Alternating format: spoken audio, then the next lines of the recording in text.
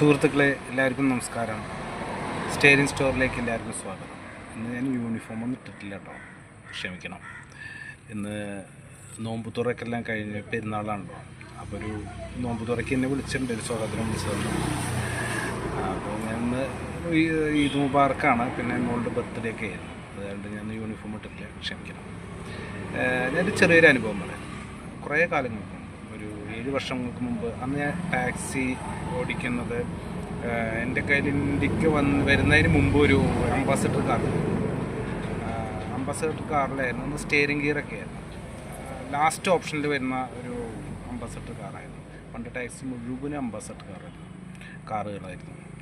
അപ്പോൾ ഒരിക്കൽ ഞാനിങ്ങനെ ഷൊർണൂർ ടാക്സി സ്റ്റാൻഡിൽ ഇങ്ങനെ ഇരിക്കുന്ന സമയത്ത് ഒരു 4 മണി സമയത്ത് ട്രെയിൻ ഇറങ്ങിയിട്ട് ഒരു യുവാവ്, നല്ലൊരു പേഴ്സണലായിട്ട് തോന്നുന്ന ഒരു യുവാവ് വന്നിട്ട് വണ്ടി കയറി. വളരെ പരിഭവത്തോട് കൂടിയിട്ടാണ് കയറിയത്. അപ്പോൾ എന്താണെന്ന് മനസ്സിലായില്ല. കോയമ്പത്തൂർ പോകണമെന്ന് പറഞ്ഞു. അപ്പോൾ എന്താണെന്ന് മനസ്സിലാവണമല്ലോ. വണ്ടി കയറി, ശരി ഓക്കെ എന്ന് പറഞ്ഞിട്ട് വണ്ടി സ്റ്റാർട്ട് ചെയ്ത് നേരെ പോയി. അന്ന് അംബാസഡർ കാറിൽ ഞങ്ങളെല്ലാവരും ഇത്രയും ലോങ് ദൂരം പോകുന്ന സമയത്ത് ഡീസലൊക്കെ ഫുള്ളായിട്ട് സേവ് ചെയ്ത് വെക്കുന്നില്ല. കസ്റ്റമർ എങ്ങനെ കയറുന്നോ അപ്പോൾ പകുതിക്ക് വെച്ചിട്ട് ഞങ്ങൾ ഡീസൽ അടിക്കുക ചെയ്യാം. എങ്ങനെയാണ് കസ്റ്റമർ എങ്ങനെയാണെന്നൊന്നും അറിയില്ലല്ലോ. അപ്പോൾ നമ്മൾ പകുതി ഡീസലൊക്കെ അടിക്കും. അങ്ങനെയുള്ള ചെറിയ ടിപ്സ് ഉണ്ട്, അതിനെക്കുറിച്ച് ഞാൻ പിന്നീട് പറയാം. ഒരാളുടെ ഒരു മാനസികാവസ്ഥയും എന്താണെന്നുള്ളത് മനസ്സിലാക്കാണ്ട് നമ്മൾ ഒരാളെ എങ്ങനെ മനസ്സിലാക്കുക എന്നുള്ളതാണ് പിന്നെ ഞാൻ വിവരിക്കാൻ പോകുന്നത്. അങ്ങനെ പുള്ളി ഒരു യുവാവ് കയറി വണ്ടി സ്റ്റാർട്ട് ചെയ്തൊന്നും മിണ്ടുന്നില്ല. അപ്പോൾ ഞാൻ ചോദിച്ചു, പതുക്കെ, സാറേ നമുക്ക് ഇത്രയും ദൂരം പോകണതല്ലേ, കുറച്ച് ഡീസൽ അടിക്കണം, ഒരു 800 രൂപ അല്ല. അത് തന്നെ 800 രൂപ പേ ചെയ്തു. മുഖം വല്ലാതൊരു വിഷമ രീതിയിലുണ്ട്. അപ്പോൾ ഞാൻ ചോദിച്ചു, സഹോദര എന്താ പ്രശ്നം, എന്തെങ്കിലും പ്രശ്നമുണ്ടോ ചോദിച്ചു.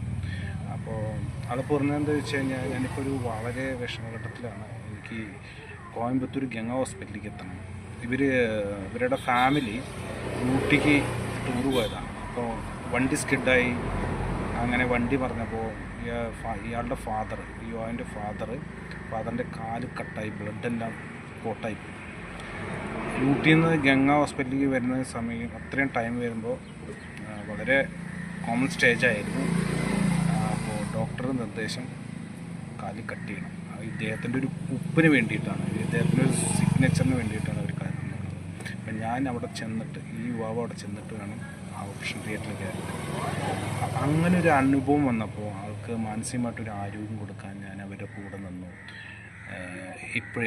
എവിടെയൊന്നും അറിയില്ല. അന്ന് ആ കാലഘട്ടത്തിൽ മൊബൈലൊന്നും നമ്മുടെ കയ്യിൽ അവൈലബിൾ ആയിരുന്നില്ല.